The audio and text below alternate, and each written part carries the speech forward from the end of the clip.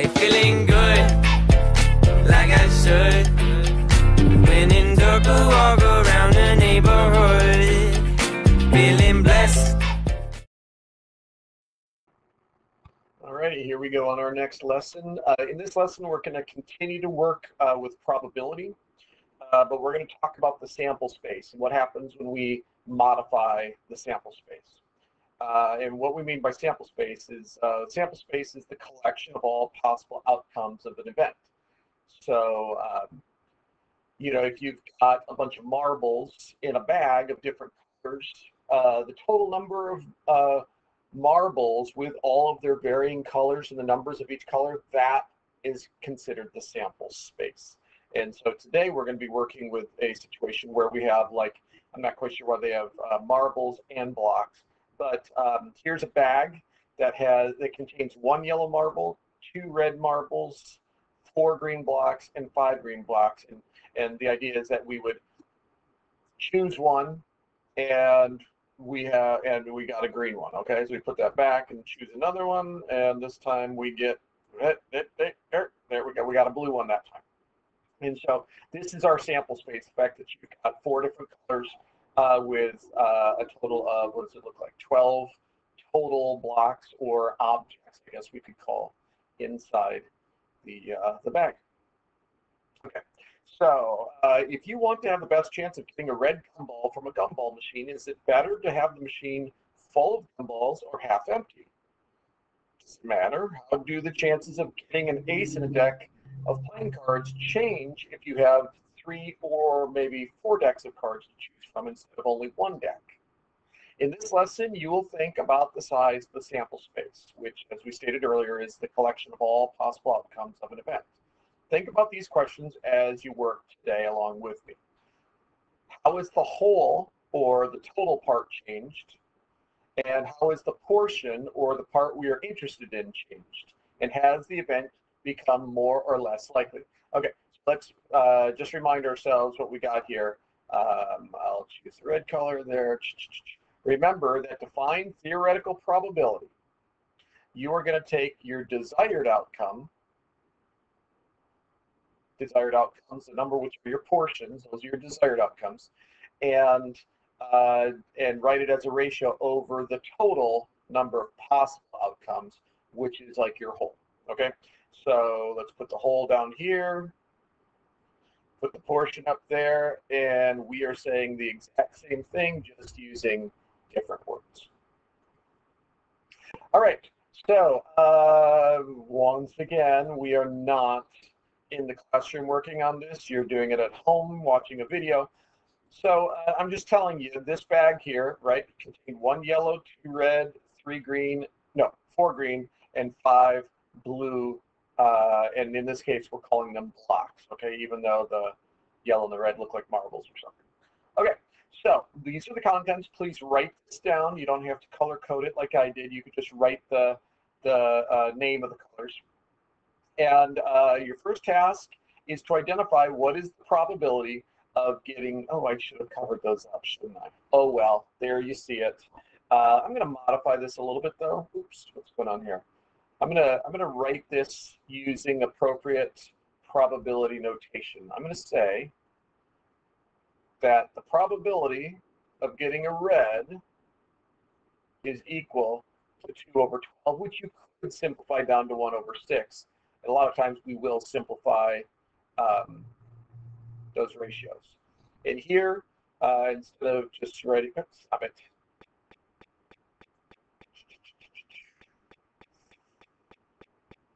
I guess better put it over there. So the probability of getting a green is equal to 4 over 12, which could be simplified down to 1 over 3. The probability here of getting a blue,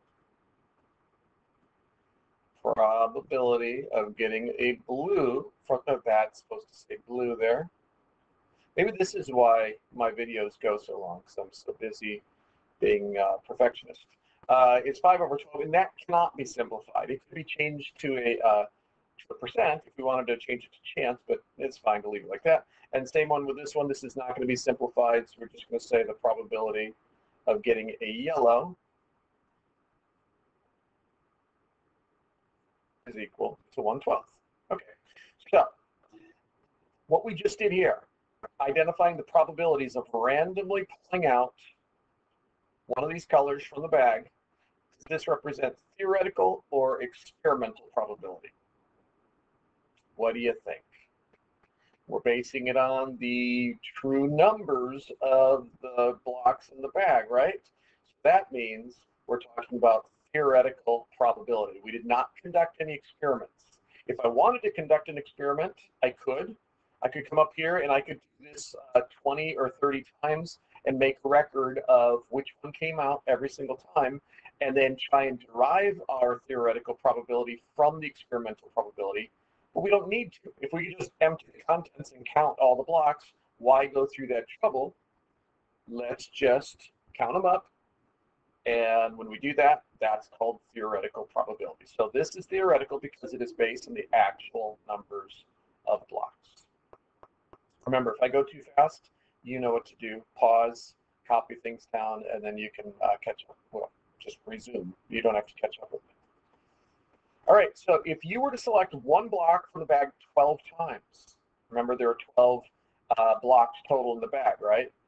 1, 2, 3, plus 4 is 7, plus 5 is 12, a total of 12. That's our denominator in all of our probabilities. So if you were to do this 12 times, replacing the block you drew with each selection, how many of those times would you expect to have selected a blue block? So now we're getting into the realm of the experimental probability. It's not what you're guaranteed to get, it's what you're expected to get. Okay, so I'm actually going to go ahead and do this. Let's do this 12 times. And I'm going to count the number of times what they want, a blue block. So I'm going to keep a tally just in my head of the number of times that I get a blue block, and also keep track of how many times we do it. We got to do it 12 times. So number 1, nope. Number 2, yes. Number 3, nope. Number 4, nope. Number 5, yes. Number 6, no. Number 7, no. Number 8, yes. Number 9, no. Number 10, no. Number 11, no. Number 12, yes.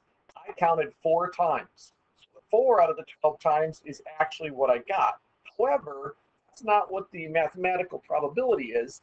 The probability, the theoretical probability, is 5 out of every 12 times that you pull a block out of the bag, you would expect to get a blue.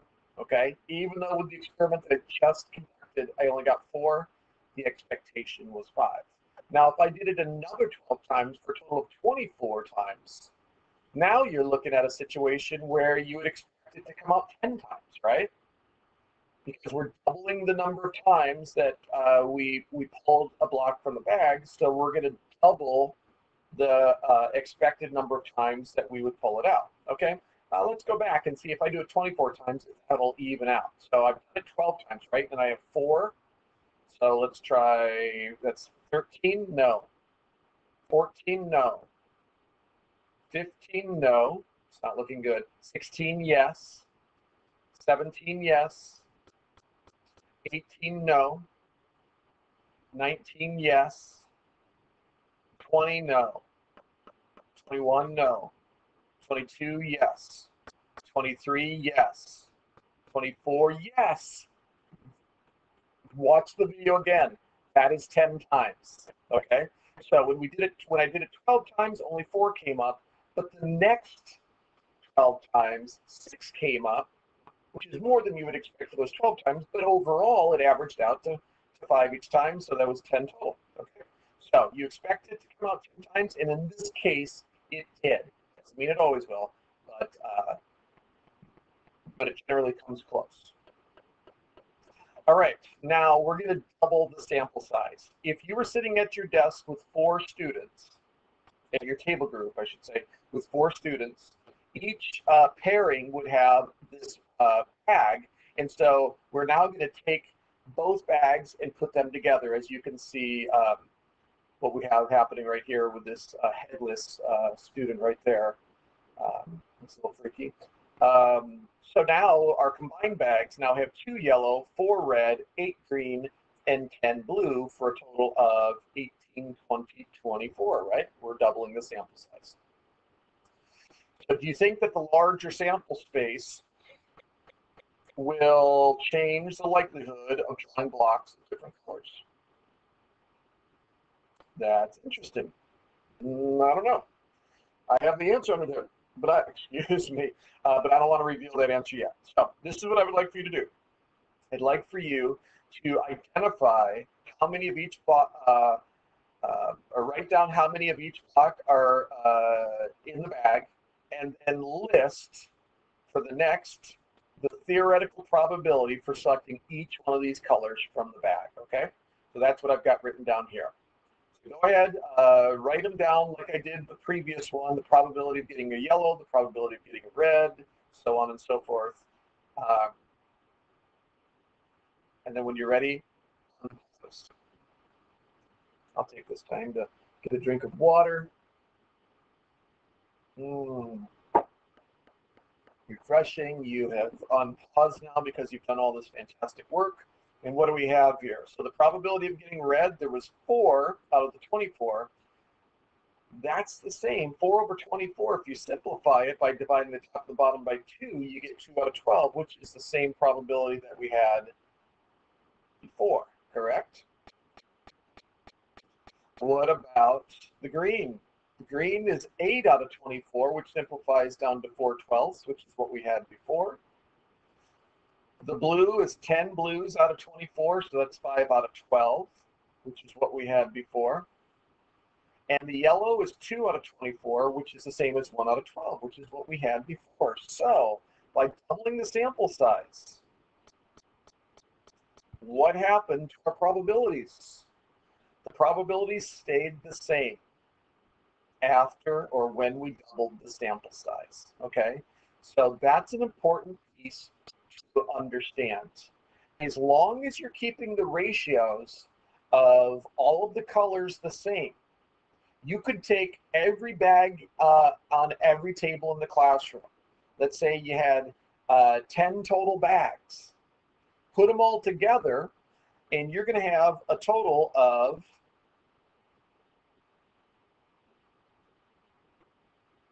from 10 bags, you'd have 10 yellow, 20 red, 40 green, and 50 blue for a total of 120 total blocks. The ratios would all be the same, okay? So this whole idea of using proportional reasoning, in essence, what we're doing here is, let me show you this idea of the giant one, which I'm not sure if I've formally got it into a lesson yet. I don't think I have, but you should have seen it in 6th grade, where if I multiply this fraction, 5 over 12 times 2, right, you're essentially doubling this, the numerator and the denominator of that ratio of that fraction to get you 10 over 24. They're equal to each other, okay? So you could have tripled them, you could have multiplied them times 10, wouldn't make any difference. As long as you increase everything proportionally, you're going to get the same probabilities. Okay, so if you were to make 12 draws from the combined bag, just random pullouts, replacing the block between draws, how many times would you expect to draw a blue block? Explain your answer and why this makes sense. Okay, so remember, when we combined the bags, the number of blues was 10 out of 24 total.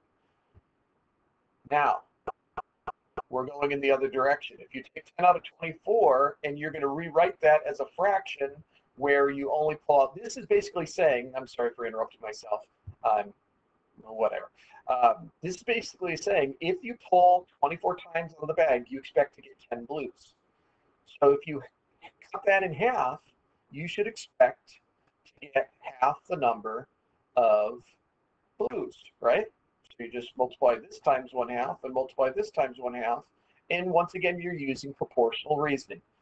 So if I were to, let's see if I can do this here. Hold on for a second. I think what do I have to do? Right click it.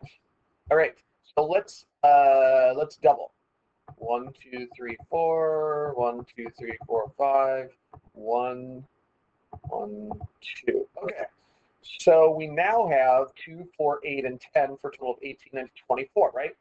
So there are 10 out of 24. Now if I do this 12 times, I'm expecting to get 5 blues. No, that was 1. That was 2, yes. That was 3, no. That was 4, no. That was 5, no. That was 6, yes. That was 7, no. That was 8, no. This is 9, no. This is 10, no. It's not looking good. This is 11, no. This is 12. Oh my gosh, that was terrible. I only got 2. Well, I expected 5, but I only got 2. So, right, the experimental probability does not always match up, as we've stated. So there you go. We would expect it to be 5. That doesn't mean it's always going to be 5. Okay, so explain your answer and why this makes sense. I kind of already said it. The ratio of each colored block is the same for each color, so the probabilities are going to be the same. So you can double a sample size, you can triple a sample size, or you can cut it in half, or you can take it a third. As long as you're keeping the ratios the same as the original probability, all of your other probabilities are going to be the same. All right, so do you think that the probabilities would change if there were 3 bags? I kind of already said that, right? No, it's not. As long as you keep the ratios the same, the probabilities will be the same. What change do you think you could make to increase the chances? Okay, let's highlight this. To increase the chances of choosing a blue block. Okay, so if the original probability was 5 out of 12, and we double or triple or halve, I guess you couldn't have a 5, could you? In this case, if you keep the ratios the same, the probability is the same. But how do you increase or decrease the chances of blue? In this case, how would you increase that? What are your thoughts on that? You can wait for me to tell you, or you can try and figure it out on your own and see if your answer matches mine. Pause and just think on that for a second. All right, so I thought of 2 different ways that you could increase the chances of choosing a blue block. The first one would be to increase the number of blue blocks that are in the bag. So instead of having 5 out of 12, make it 6 out of 12. That would increase your odds. Instead of it being 5/12, it would be like 1/2, okay? Or you could take a couple of the other block colors out. So if you left the 5 blue in there, but you took out a couple of red, then you'd only have 10 blocks in there, and that would also increase your probability to 5/10, which is the same as 1/2. So by either adding them or blues or decreasing some of the other colors, you can change by you can increase the chances of choosing a blue block. All right, and that's our lesson today. How much time did that take us? Hey, we're under 20 minutes. Good job. These are starting to get a little bit more efficient. All right. Hopefully everything made sense. Once again, send me an email. If something didn't make sense, I'll try and clarify it for you. And good luck on your homework. Take care. Bye. Hey, feeling good, like I should.